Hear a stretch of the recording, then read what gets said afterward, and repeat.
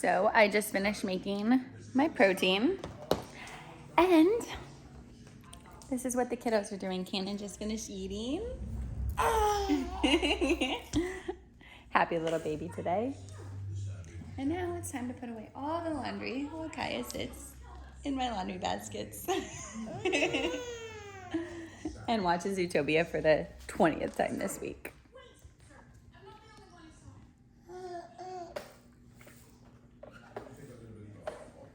It never stops. So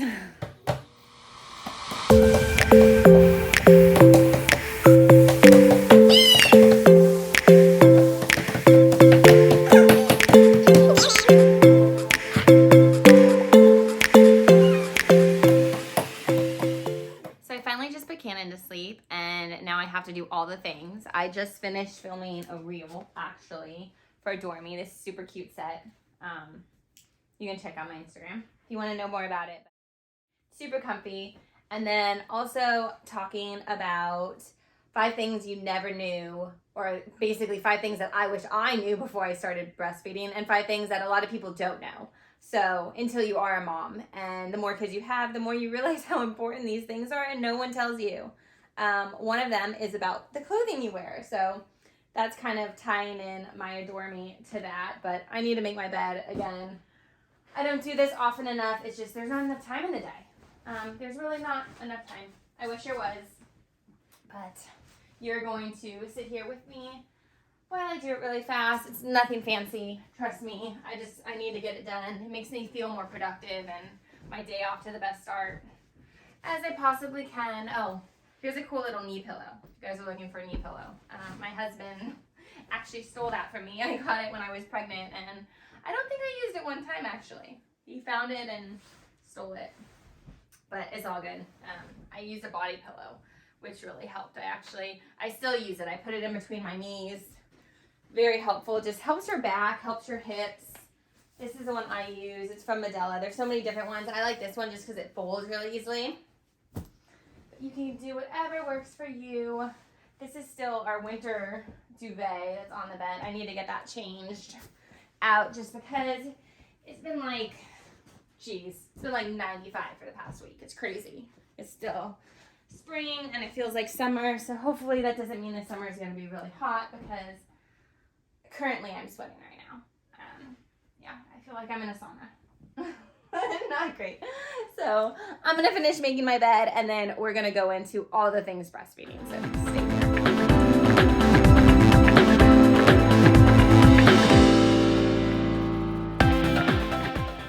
So my first tip from a breastfeeding mom of 4 is that you will get engorged. That is one of the things that you don't think about, or maybe even don't know what it means. You may hear people talk about it, but it's crazy. So when you come home from the hospital, sometimes your milk may not even really be coming through yet. Baby's kind of suckling, maybe getting a little bit of colostrum. Fast forward 24 hours and you'll most likely wake up and your boobs will have doubled, if not tripled in size. It's crazy. And they are rock hard. Yeah, it's crazy. They are literally so sensitive to the touch. They're humongous. It hurts when your baby feeds. It hurts if your baby doesn't feed. It hurts when you shower. All of the things. Yeah. So what you'll want to do is do warm compresses. Basically, you just get a washcloth that's warm and stick it on your breast. There's also, I can't remember the name. I am going to link it. It is basically a wrap that you can put in your microwave, and it's amazing. So you just set that on your breast. When he was first born, our microwave was not working. I never used my microwave, so I didn't care. But that was the one reason I wish I had my microwave, is because I wanted to use it. So I would just do the warm compresses with other things. Also, cabbage leaves work. They can dry your milk up a little bit, so just kind of be weary. If your milk supply seems like it's coming in a little bit slower than you might otherwise hope for it to come, doing stuff like cabbage leaves may not be a best idea, or just not too often. Just do it when you really, really need it. You can also hand express, which is basically squeezing your boobs so that the milk comes out. I've only done that a small handful of times. It just doesn't really seem to work for me. My number one thing is a pump. I did not buy a pump with my first because I didn't think that I was ever gonna pump. I knew I was gonna be home with him and that I would just feed him on demand. But my boobs hurt so bad that first day after being home. That was the first thing I did when I woke up in the morning. I went and bought a pump. As soon as the store opened, I was like waiting outside for it to open, and I bought a pump. And basically I've had the same pump ever since. I've used, yeah, it was a Medela. I've used other versions of Medela. I've used the Spectra. I've used various pumps, but that one is by far my favorite.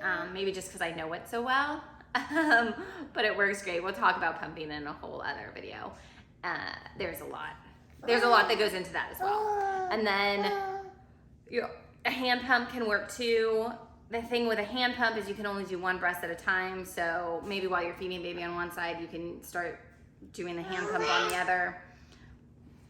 It's an option for you, but just know that your boobs are going to be engorged. They're going to hurt even throughout pregnancy. Once the baby starts sleeping through the night, you will probably wake up early in the morning and your boobs will be huge and hard again. He's finally sleeping through the night for the most part, knock on wood. And so that's been happening, but that's when I pump the most in the morning. So I'll wake up as soon as I hear a peep from him. I jump out of bed and I pump before I feed him just so I don't flush him out.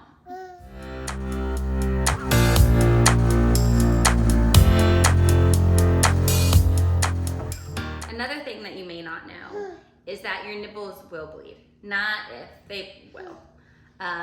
With Caston, my oldest, when I was in the hospital, his latch was really bad. I didn't realize it at the time because it felt okay, but when the lactation consultant came in, because they walk around the hospital, she noticed that my nipples around were kind of purple. Well, I thought that was just a thing, because my boobs have never been treated that way before, thank God. And his latch was really bad. So I literally had bruises all around my nipples and they were bleeding. So fast forward a couple days later and his latch was still not great and it was so painful.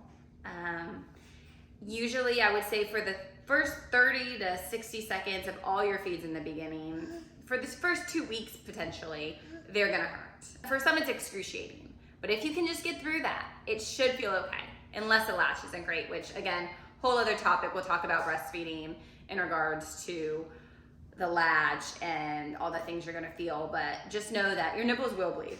And when they do, it's best to, one, have a nipple shield, which one of my friends had mentioned to me, and I didn't even know what it was, but it's basically like a little silicone nipple. It almost looks like a nipple that goes over a bottle, and it will go over your boob, and your baby can feed that way. I use that for my first for 3 months. Some say don't use it that often because they'll get attached to it. Well, he literally nursed. One day he just took it, threw it on the floor, and that was the end. One of my other daughters used it just a tiny bit, the other not at all. He used it for about 3 months too. I realized that it was actually hindering the amount of milk he was getting because it was kind of leaking out the side because of his tongue tie, but again, whole other topic. But the nipple shield has done wonders. There's also different creams you can use. Lanolin is one that you'll often hear. I preferred not to use lanolin because I didn't want that getting in my baby's mouth. I would always say use an organic, natural one. Even coconut oil works really well. I guess you could do olive oil too, which are antibacterial, and it basically just soothes the nipple, helps to heal it, prevents it from being over dried and cracking, because that's what causes bleeding a lot of times. Even if the latch is totally fine, you'll still get that. So, and then there's also silverettes. I actually never use them, but it's basically like a little silver cup that goes over your nipple and you can wear inside your bra so it doesn't scratch up against your clothing. So the third thing that I'm gonna talk about, which kind of transfers from that, is that your boobs will leak. So I would say probably like 90% of people. There are those few who don't have any leakage problem, which is fantastic. You're super lucky. But if not, you're going to want to do something about it. I wore breast pads, which I tried the reusable ones, I didn't try the reusable ones. I tried the ones that you could just throw away at first, and I got the worst rashes. Even the organic ones or the ones that say natural were horrendous. They irritated my boobs, not good. So I use reusable pads. I use organic, super soft, almost like velvet. Fantastic. It kind of weirded me out that they were reusable in the beginning, but it's not that weird. I mean, you're gonna get breast milk everywhere, literally everywhere. And so they wash super easily. They're thinner ones for the daytime, and then I use the Bam Boobies one. They're shaped like a heart, love them. I use those during the daytime, and then they have round, thicker ones that I use at night. You're gonna leak more at night, most likely, because there's longer stretches of time that you don't feed the baby. So just know that your boobs will leak. If you're out and you hear a crying baby, even if it's not yours, your boobs will probably leak. The other things is your boob spray. I didn't know that. I just assumed there was like one little opening at the end of the boob, kind of like a bottom nipple, where the milk gracefully flows. No, not like that at all. It sprays. I've been sprayed in the face by my own boob. I've sprayed my babies in the face. It's crazy. It's actually kind of funny. It is funny. I mean, yeah, is that funny? So yes, your boobs will leak.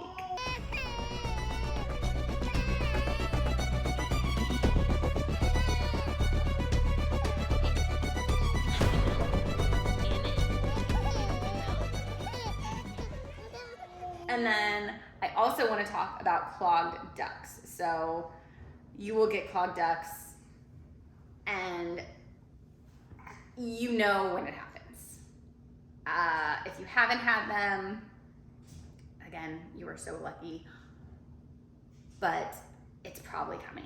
So basically, if you're not feeding often, if your baby changes sleep schedules, that they sleep in a little more, even by the clothing that you wear, which I'm gonna talk about also as like a bonus tip, is that clogged ducts hurt. And you'll notice kind of like pain, and then it will get, I would say it's like a random pain, almost like an ache, and then it goes to more of like even a pulsating, and then it'll go to like, oh my God, what is wrong? And your whole boob may hurt. There may be like a red spot on your boob that's hot to the touch. All the things. It may feel hard a lot of times. Like now, thank God, I haven't had mastitis with this child, but I have had quite a few clogged milk ducts. I get them often, and then when I'm nursing, a lot of times I'll just like kind of massage with my fingers. If it's really bad, you can also get the end of a toothbrush, an electric toothbrush, and just put it on there, and it'll pulsate on there, or like a really light hand massager if you have one of those. The heat compress, again, will work really well. You can also put some ice on it just to cool it down and kind of stop the swelling, especially if it gets hot. If it starts to feel hot to the touch and really red, it means mastitis is coming. That's an infection. It can be really dangerous.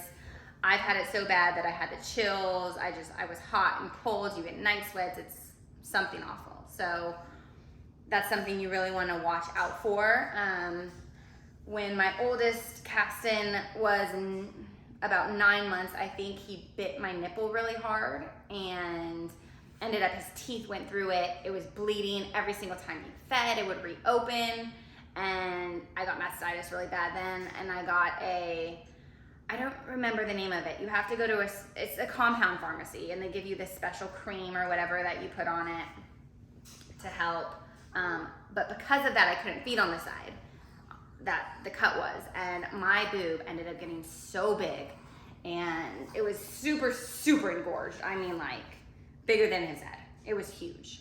And I tried to do all the things. I would massage it, but ended up getting tons of clogged milk ducts, and it was just absolutely awful. So another thing you can do, make sure you drink lots of water to try to flush them out. Electrolytes are really good to help flush them out. And then you will want to get some soy lecithin. So I didn't realize that actually helps clear out clogged milk ducts. I was just researching ways to help your milk production and whatnot, and soy lecithin actually helps for some reason clear out the milk ducts, which in turn will help you create more milk. You can also use sunflower lecithin, which works as well. That's just a different version. If you do go for soy, definitely do organic, non-GMO. Even for the sunflower, just make sure it's non-GMO. And from a clean, reputable source. I'll link the one that I really like that I got on Amazon. But it helps. Again, just do all the things. You want to feel good as a mom. If you're nursing and if you encounter these different things that kind of hinder or hold you back, make it not enjoyable, you may not do it as long. I mean, it's really easy to give up. Trust me. I've had those moments too. I think we all have. But in the end, feeding them and just watching them flourish is the best feeling in the whole world, knowing that what you are doing is helping your little guy.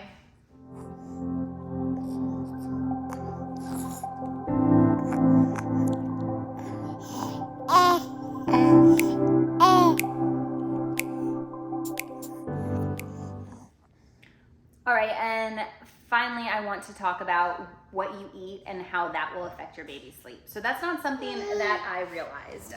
You hear people talk about what they eat affecting the baby, yes, in regards to their stomach and stuff, but it all ties together. And if your baby's stomach is off, they're not going to sleep well. Just like the same, if your stomach is off, you're probably not sleeping great either. So you want to make sure that absolutely everything you eat is kosher, if you will, for the baby. So what I mean by that is that it's soothing. You don't have a bunch of caffeine before they're going to take a nap or go to sleep at night, so they get jittery. You don't want stuff that's going to make them gassy or uncomfortable. Food can give babies eczema. Again, this is a whole other topic. But one of the biggest things for me was tomatoes. I had no idea that my son was going to be allergic to tomatoes. So I had tomatoes on salad, and I liked eating a lot of fresh foods. And I realized that every time I ate tomatoes, my son got a really bad diaper rash. Well, it turns out that that's actually pretty common. And it can also be said for different FODMAP foods. So eggplant, onions, even garlic can make your child gassy. It can also give them eczema. There's different things like if your kid's allergic to soy, or I would say dairy is the number one. So definitely avoid dairy if at all possible. If you do eat dairy, definitely go organic, but that's the number one thing that bothers children. Gluten. There's just so many different things that can affect what they eat and therefore what they sleep or how they sleep. So just keep that in mind, that if your baby's not sleeping well or is really whiny or fussy, that it's probably something you're eating. So a lot of people call it colic. Yes. Uncontrollable crying that can't be explained. Well, if you look at the food you're eating or even your lifestyle habits, that can play a huge role in how they sleep and the amount they cry. If you're filled with anxiety, that can pass on to your baby. They can tell. That's why usually the more children you have, the more chill they become, just because they feed off of you and your kind of your attitude, I guess, if you will, just how you parent. And so just keep that in mind. Every little thing we do affects our little guys. And so the more healthy you eat, the calmer you are, the more chill environment you have, the more chill your baby will most likely be, and therefore in turn you will be too. If you're nursing and if you encounter these different things that kind of hinder or hold you back, make it not enjoyable, you may not do it as long. I mean, it's really easy to give up. Trust me. I've had those moments too. I think we all have. But in the end, feeding them and just watching them flourish is the best feeling in the whole world, knowing that what you are doing is helping your little guy. So I recommend just doing your own research, watching my videos, ask me questions. You can also DM me on Instagram and I will answer any of the questions that you guys have, just to make your journey as easy as possible. Because again, I've had 4 kids that I have all breastfed, and then I've also pumped so much that I've literally fed well over 20 other children. So I'm gonna say I'm a pro. I've had lots of experience, and I don't want you guys to go through the different pains and stuff if I can help prevent them for you that I had to go through. So I am here to help. Okay, And I am going to add one extra bonus for you guys about the clothes you wear. So here you go. This is an unlined bra that I really like. I mean, it's like a cute, fancier sports bra. There's a little bit of lace, so it's cute, it's nice. Very unlined. Not always great when your boobs are so engorged and so big, but I mean, you take what you can get, right? So I would say wear something without the lining, because if you have an underwire, it can kind of cut off the circulation for your milk supply, number one, and make your milk harder to come out. But then also it causes clogged ducts. I didn't realize that until my husband and I went on a date night with a baby, of course, but I was wearing a normal bra for once. And on the way home, just on the drive home, it started hurting so bad right along the edge of my boob as it got more and more filled with milk.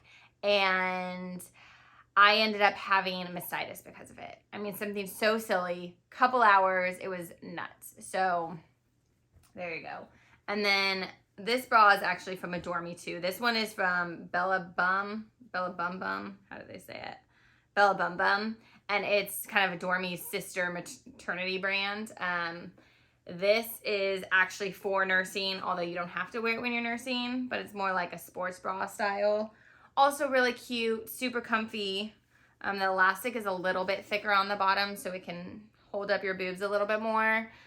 And then this is a sports bra. So I haven't seen many sports bras that are actually nursing bras. This is really nice because it has the clasp that goes on here. So you would just undo it and then pull it down, and then literally like kind of, I mean, it's kind of confusing. You kind of like stick your boob through there, stick your nipple, but it does work. And this gives you, this one actually has a lot of support.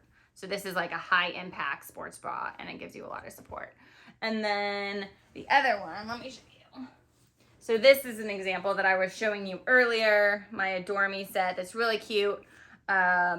It does have underwire. It's a little bit wider though, so you want to make sure that you're sized correctly. Your boobs fluctuate so much when you're nursing. They go from super deflated to super engorged. So just make sure that if you do wear an underwire bra and you're going for a while without pumping, that the bra is big enough to hold in your side boob. Most people don't think about side boob. When you're nursing, it's a thing. You want the bra to be able to pull it all in and not cut it off, because that's when the clogged ducts will happen. And trust me, you'll know. It starts just like a little pain, almost like you hit it on something, and then it's like a dull aching bruise, then it gets hot, and it's just, yeah, there's nothing like it. Not a good thing. It takes a while for it to go away, unfortunately. So you want to think about all of the undergarments wear when you're nursing. Also when you're sleeping. A lot of people don't think about it, but if you're going to get up and feed your baby, you want something, again, you can just pull down without your boob. It's a lot easier than having to fuss with anything. I mean, buttons or whatever. Make your life as easy as possible. When you're nursing, you don't want to think about it. When I'm around the house, even when I'm not, I'm always wearing V-necks and things that just make nursing as easy as possible. So that would be one of my #1 recommendations. Yay!